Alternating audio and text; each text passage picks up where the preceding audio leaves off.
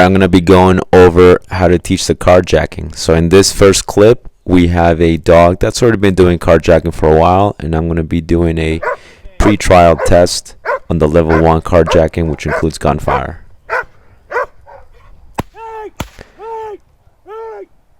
It's a hidden sleeve, 2 gunshots.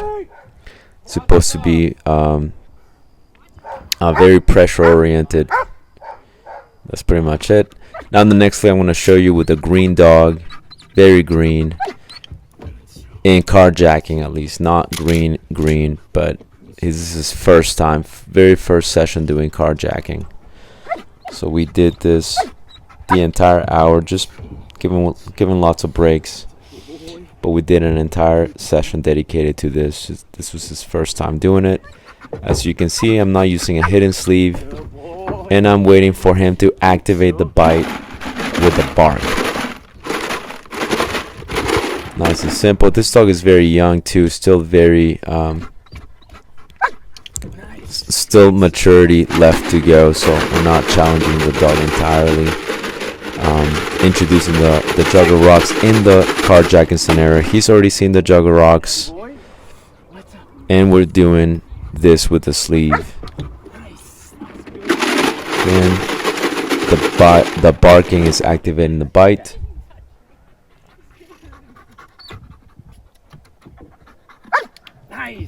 There you go. Gets the bark, gets the bite. You want to do this one little piece at a time. It really drives me crazy when I see people just do this for the first time and they do the entire thing, the hidden sleeve for the first time, the screaming for the first time, the juggle rocks for the first time. Just set up the dog for failure. Don't like that style of training.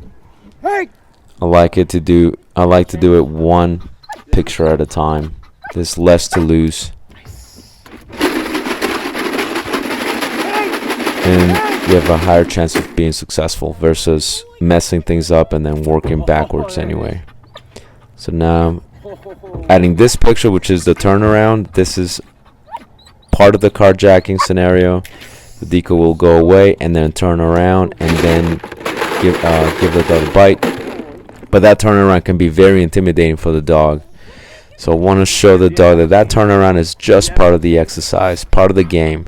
That's why we're introducing it in a very low pressure picture. Again, this is a young dog too. And he activates the bite when he gives me a nice deep bark. Or as deep a bark as he can give us. There you go. And I am using the clicker to mark. Really awesome way of teaching it. So now this dog is not green. This is a different dog, so it's a little bit more advanced, and we are working on carjacking here. And she's come a long way too. She did have a bit of a bad experience, but she's doing much better as we are introducing some pressure, and she's winning. And she had a little bit of a problem with dark-skinned people, which is why I have my 2 helpers here helping me out, who are dark-skinned helpers. So the dog's doing much better now. Now these helpers are also new, so they are also learning the carjacking game and following instructions. So the helpers are new. The dog is not that new, so the dog is helping them a little bit too. But we're making this successful so that everybody wins. The helpers are getting a good experience, they're winning. The dog is progressing still, and things are just going very smooth. So this is how we want to do carjacking, little by little, one picture at a time, and bring that dog up nice and powerful.